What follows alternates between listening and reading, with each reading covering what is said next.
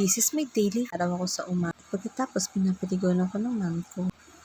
Yung bathing. And after, we enjoyed going outside with my mom.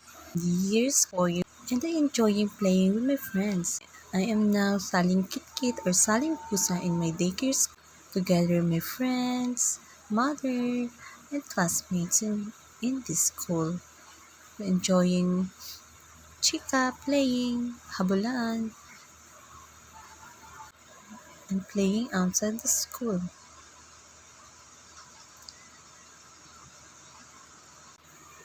This is the first time that I have a social. Now, I'm teenage. I enjoying girly stuff, makeups, colored hair, and I enjoying watching movies with my friends.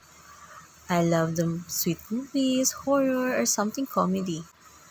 And this is the first time that I had my first social media account. That's how I enjoy teenage. And another goes by, I enjoying coffee with my friend, chicha with them, out and hanging out with videoke, malls, and something like that. Now, in this age, I had my lover anniversary and enjoying our company together. And because of that, we want to settle and have a family.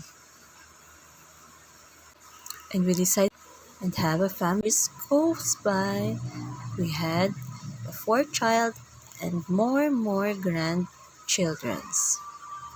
I am happy living with them. I love being with my grandchildrens. This is my happy life as a.